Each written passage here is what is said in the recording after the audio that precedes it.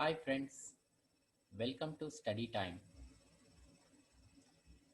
From now onwards, I will be doing continuous lectures on Telangana Board of Intermediate Education first year political science.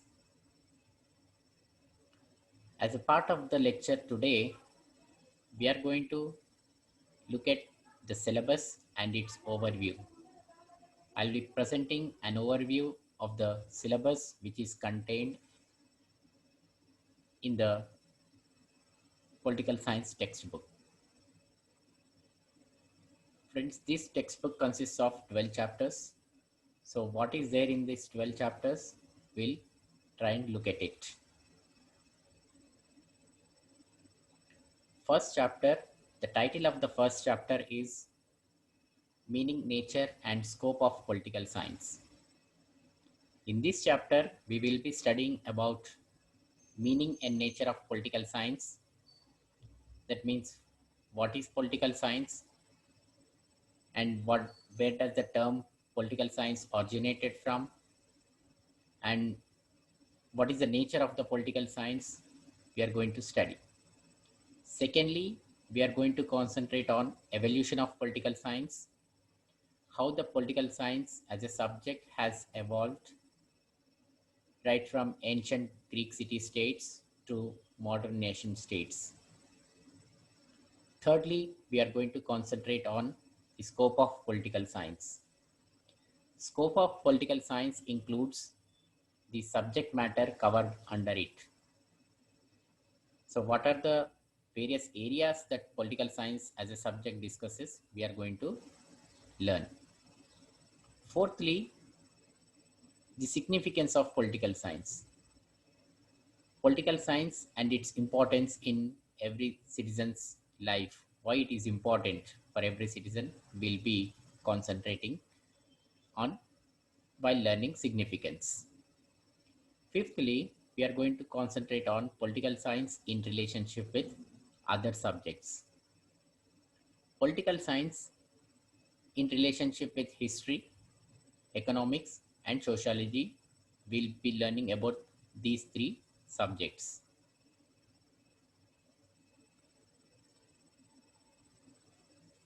Next, chapter number 2, the title of the chapter is State and Sovereignty. Firstly, we are going to concentrate on state, meaning of state. We are also going to concentrate on its definitions. Secondly, we will be talking about the elements of state, population, territory, government, and sovereignty. Thirdly, we are going to concentrate on state in relationship with other institutions. Here we are going to concentrate on state and society, state and government, and state and associations. Finally, we are going to concentrate on sovereignty. Under sovereignty, we are going to learn about meaning, definitions, features, kinds, monistic theory of sovereignty, and pluralistic theory of sovereignty. So there ends the second chapter. Moving on to the third chapter, that is, the title of the chapter is Nation, Nationality, and Nationalism. So here we are going to learn about firstly nation, meaning of nation, definitions, and differences between nation and state. Then we are going to concentrate on nationality. Here also we are going to learn about meaning, definitions, and essential elements of nationality. After this, we are also going to concentrate on differences between nation and nationality. Then thirdly, we are going to concentrate on nationalism. Under nationalism, we are going to learn its significance, merits, and demerits. Finally, in this chapter, we are going to concentrate on national self-determination, how that particular theory has changed the shape of the entire world. We'll be learning in this topic. Next, fourth chapter is, the title of the fourth chapter is Political Concepts. Under political concepts, we are going to cover several concepts like law, liberty, equality, justice, and power and authority. So these are the 5 topics we will be covering in this fourth chapter. What is there in these 5 chapters also? We'll try and look. So firstly, we will be learning about law, meaning and definitions. Then we'll be moving on to the sources. Then classification of law, and finally rule of law. Then moving on to the liberty, meaning and definitions of liberty, characteristics of liberty, types of liberty, and finally safeguards of liberty. Then next, equality, meaning of equality, essential features of equality, types of equality. Then under justice, introduction and definitions of justice, major concepts of justice, and types of justice. Then under power and authority, concept of power, nature and significance of power, and different forms of power. So there ends our fourth chapter. Then moving on to the fifth chapter, the title of the chapter is Political Ideologies. So here we are going to concentrate on several ideologies which are very prominent today. One is individualism, which has given more importance to the individual. Then liberalism, where it has given importance for both individual as well as the society. Then socialism, which has again given importance to the society rather than an individual. Then we are going to study about scientific socialism, or you can call it as Marxism, where Karl Marx talks about dialectical materialism, historical materialism, class struggle, etc. Then finally in this chapter, Gandhiism and its ideas. We are going to concentrate on Mahatma Gandhi, his biography, and we are also going to look into his ideas of Satyagraha, non-violence, ahimsa, ends and means, etc. Then moving on to the sixth chapter, the title of the sixth chapter is Rights and Duties. So firstly, under rights and duties, we'll be concentrating totally on rights. So firstly, we'll be learning about meaning and definitions of rights, then features of rights, classification of rights, where we'll be learning about different types of rights that are existing. So natural rights, legal rights,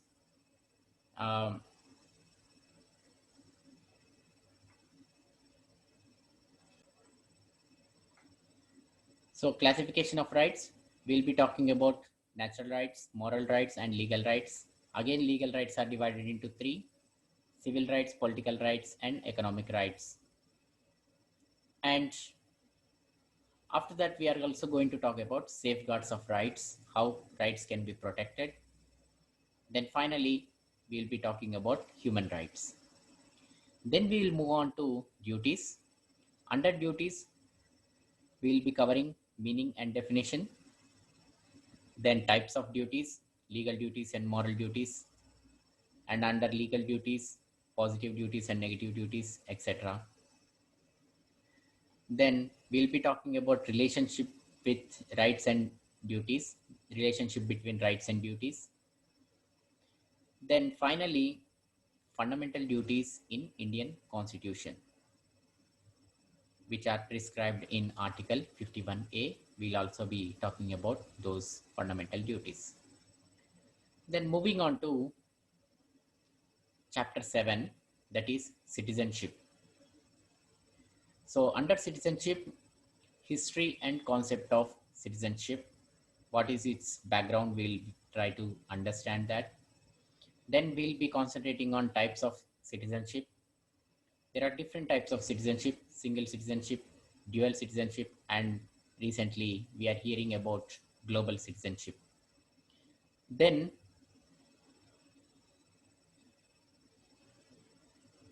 methods of acquiring citizenship, that is natural citizenship and naturalized citizenship. Then how citizenship is lost, loss of citizenship also will be covering. Then finally, qualities of a good citizen. So there ends our 7th chapter. Moving on to the 8th chapter, democracy. The title of the chapter is democracy. Firstly, meaning and definition of democracy, how the word has been derived, from where it has originated, we'll come to know. Then features of democracy, types of democracy, where we have two types, direct and indirect. We'll know about that. And essential conditions for the successful functioning of democracy, and role of public opinion in democracy. Then moving on to the 9th chapter, that is secularism. Meaning and definitions of secularism, origin of secularism, important features of secularism, secular state, theocratic state, secularism in Indian context. Then moving on to the 10th chapter, that is Indian Constitution. Constitution.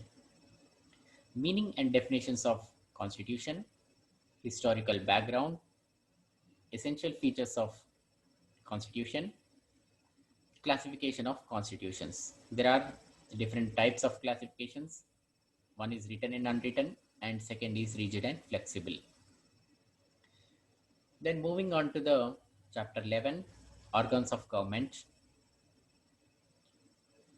Firstly, we will be learning about concept of government, theory of separation of powers, legislature, the structure and the powers and functions, executive, the structure, the powers and functions, judiciary, the structure, the powers and functions, judicial review, and judicial activism. Then moving on to the 12th chapter, that is forms of government. Introduction and classification of governments, where different authors have classified governments into different ways. So we'll be looking at Aristotle's classification of government, and coming to modern classification, we'll be talking about Stephen Leacock's classification of government. So under this, we'll be learning about unitary government and its features, federal government and its features, presidential form of government and its features, parliamentary form of government and its features.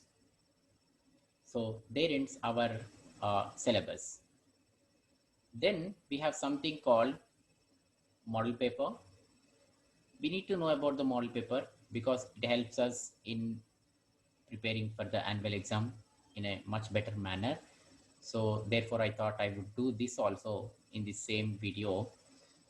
So simply there are three sections, section A, B and C.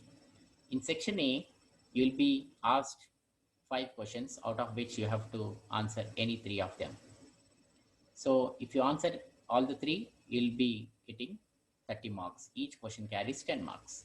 So 3 into 10 equals 30. Coming to section B, there will be 12 questions. So out of which you have to answer any 8 of them. So each question carries again 5 marks, and 5 into 8 is 40. Then moving on to section C, there will be 20 questions, out of which you have to answer any 15 of them. So you will be awarded 2 marks for each question. So 2 into 15 is 30. So remember here, in the question paper, numbering will be continuous. So first 5 belongs to 10 marks, 6 to 17 belongs to 5 marks, and 18 to 37 belongs to 2 marks. So please make a note of this. Here we are hearing there might be certain changes in the model paper. So if they announce it officially, we'll be doing another video on that.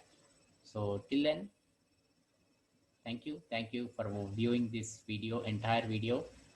Please do like, share, and subscribe to my channel for further future videos. Thank you.